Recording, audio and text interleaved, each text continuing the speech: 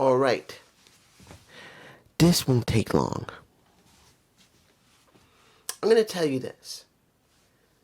You've looked for the last couple of months at Dynamite.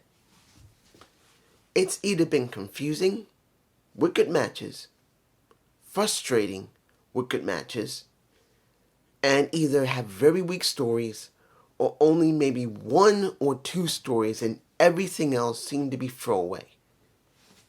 That's what we've been getting. Now, what do we get here? Not much story. Some good wrestling. And I will tell you this. The few stories they do have some level of compelling nature. But I'm still very worried that nothing has changed with this company. Nothing. They're still giving us either flavor of the month wrestlers or very little story for the women, or what stories we have for the men are exclusive to the ones they think are the only ones that can ever make it work, and the few that they are letting have this opportunity, we know will never get anything out of that opportunity. Let's go to Samoa Joe versus Speedball Mike Bailey. Right now I understand Speedball the Jet, as well as Hangman Page won the Trios titles. Didn't see the match. And to be honest, I don't care. I don't care about Speedball Mike Bailey. I don't care about Kevin Knight. And now that they made the decision to put Hangman in this situation where they have nothing for him, so they just threw a title on him to keep him busy for a while until they decide what they want to do with Swerve, Kenny, and pretty much MJF, who has no challengers. And you're going to say, dude, MJF opened the show, which he did. MJF talked well, talking about him being the best professional wrestler as he does, and he looked good while doing it, having his Triple B in our face. He looked great. Yes, he did. But he brought up against Brody King. Understand this. I like Brody. I literally do like Brody King. I do. When he was with Bandito, they were interesting. But if you're going to be honest, they have no interest in pushing a big guy. They don't. They don't. If they did, they would have done something with Wardlow before they got rid of him, because they tried 3 times with Wardlow and then they just kept stopping and starting with him. Those 3 times. Lance Archer is another person they could have done something with and they did nothing with. So now we got Brody King as the next soon-to-be challenger to an MJF. Honestly, don't care. Because I know what's going to happen. Either it's going to be some type of really screwy ending to keep MJF keeping that title, or he will just outright beat Brody King, who should feel important and does not. And again, I got to bring this up, and I know people can say, do not again. Yes, I have to. What is on his finger? I think maybe I might insert a picture. I don't know if I'm going to do it, but if I do, it's right here. What is on his finger? Bandito is the one with the damn Dynamite diamond ring, and he's still wielding around like it's still his. It doesn't make a difference if he has 5 rings. He has no right to show it. Because the Casino Battle Royal for the Dynamite diamond ring means whoever wins the Dynamite diamond ring is the one who has the right to flaunt it. And we have MJF doing it, which means the Casino Battle Royal is a fucking joke. And the Dynamite diamond ring thing is a fucking joke. Get rid of it. Get rid of it. If I see the Battle Royal for the Dynamite diamond ring again this year, I give my word, I will rain so much anger about it and rant about it every day until it's over. Because it's wrong, because guess what? MJF still has the damn thing on his finger and he shouldn't. I'm just saying. Moving on. Samoa Joe versus Speedball Mike Bailey. Good match, but what does it really mean for Samoa Joe or Speedball? Nothing. Now, let's make it very clear. Of course, the Ops lost. Samoa Joe won his match. The Ops lost their titles, so it's obvious they're going to be dealing with, what was the moniker? Jet Speed Rodeo. I kind of like that. That might actually happen when it came to Kevin, Bailey, and Hangman. That does sound pretty good. Next match, Street Fight. The Don Callis family.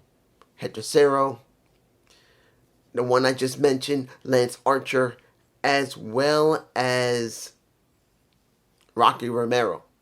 3 guys that never get anywhere, that don't win anything, that aren't meant to win anything, went up against the Death Riders. And what happened? They got their asses whooped. And we did get Marina Shafir helping out against Lance Archer, which shows you even how worse Lance Archer is. And I want to make this clear. I'm not against Marina Shafir, and I'm going to talk about her when the tag match for the women happened. But let's be honest. If Lance Archer cannot stop Marina Shafir, yes, we saw the street fight, we saw Moxley fighting, giving him a straight kick to the face. It's not the point. Lance Archer is a joke. Since he joined AEW and came back and forth for years now, he has never meant anything, never been anything, and never will be anything. And that angers me because it shows how favoritism in this company is. And if anybody says there's no favoritism, see how Lance Archer, who has been there from the beginning, went up against Moxley for the New Japan Pro Wrestling US title, for goodness sake. And he chose to leave New Japan generally to work with AEW. And what has he done? Yes, he's gotten this, but he's gotten nowhere. Comes back and forth and never gets anything. Never. He hasn't won one single title that meant anything. It's a joke. He's a joke. And I wouldn't blame him for being angry about it. Moving on. Alright. Let's go to Kenny Omega versus Josh Alexander's match. Good match, but it was not about him. It was not about Josh. Josh made a big mistake. Joining the Don Callis family, or signing off on joining the Don Callis family, because since he's Canadian, they stuck him there. But let's be honest here. Do you actually believe someone who's so dominantly booked in Impact and TNA wrestling, who wasn't a great talker, yes, who was basically, and is, a Kurt Angle type of wrestler, which is fine. Did you actually believe he was going to get anywhere in AEW as he is? No. You know where I wish he had gone? Where he should have gone? Where his wife is now. Maple Leaf Wrestling. He should have gone there and signed there, and I'm sure, not that it would be total favoritism with a Scott D'Amore, but at least maybe he would be booked better than he is now, because he's not booked like anything. And it's not about how well he wrestles, because he wrestles very well. It's about what they do with him. And he's in a big faction that he has no relevance. And he basically lost the match. And Kenny, dealing with Don is angry because Kenny's man lost to him. And he said, you know what? You can either come at me or lick your wounds and wait until I become champ, but you ain't getting anything. And that was Kenny towards Don. Again, Don's group basically got their ass handed to him here. The first one was with the Death Riders. Again here, when it comes to Kenny with Josh Alexander. And I'm like, what? It makes me itch how stupid this is. Third match, which is actually the fourth match. Let me give it to you like this. When you see FTR, you think they're the champs. and they mean something. But then you see, what was the name of them? Price and Oliver. Oliver. Is it Oliver? I think it is. These guys are known internationally in the indies as well. And they get a match against FTR as their debut. I would rather see the Rascals.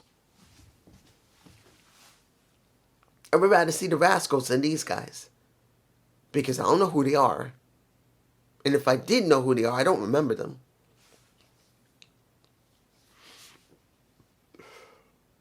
And seeing they get this match, which is not an eliminator match, it's just a match, I didn't think it was necessary to even see them. As far as I'm concerned, these guys don't mean anything. They got their match. They got jobbed out. And it would have been better on Collision. And from what I understand, I think they're on ROH? I don't know. But now what? What's for FTR? I don't know. I don't know. There is no credible team to go up against FTR. None. And you're going to say, dude, what are you talking about? You got Speedball and Kevin Knight.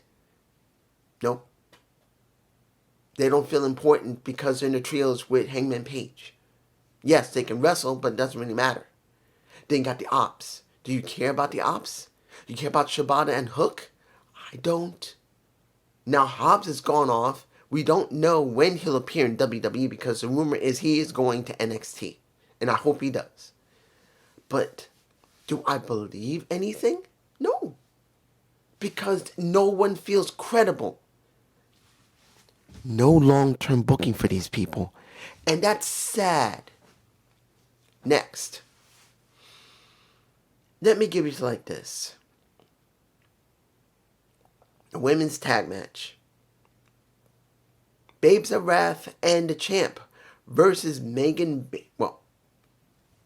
let me give it like this. You see the Triangle of Chaos, because that's what the Babes of Wrath and the Champ is talking about here. This is what we got here. We're going to get their match. We're going to have them go up against each other. But does this mean anything?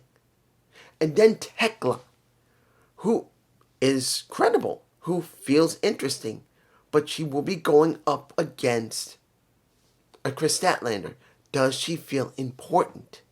She does feel important, but does that mean they'll make her important after the match? No, it's just a body. And then you see a little bit of Julia Hart going up against Willow Nightingale, which they haven't faced each other in 2 years. This should mean something. They should build into this, but no, it's going to be in Collision. Instead of building up the match, making a Julia Hart individually important, they're not doing it. It's just, she's part of the Triad of Chaos. Just get it over with. And then you look at Sky Blue. I'm about to say Blue Sky. Sky Blue.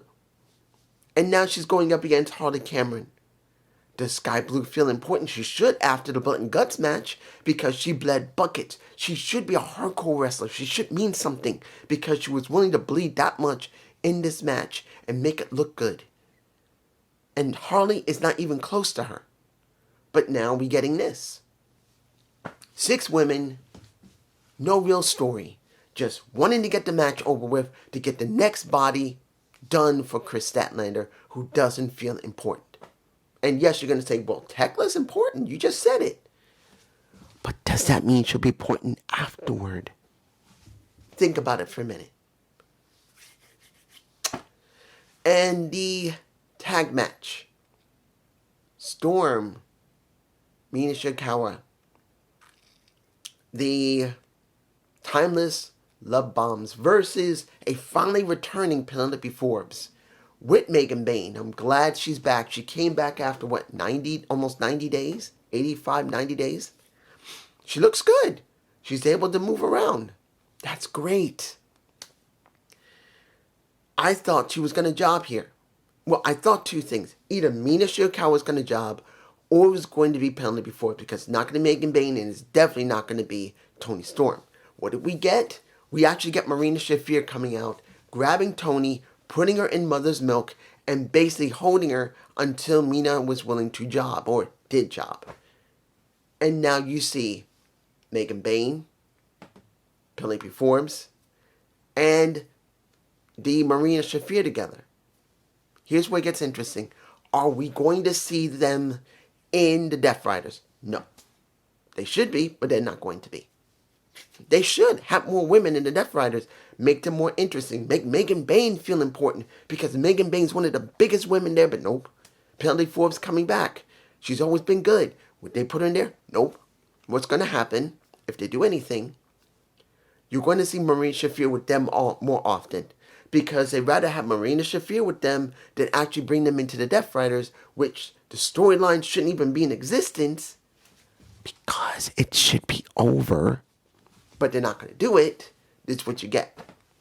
Final match, Kevin Knight versus A. Swerve Strickland.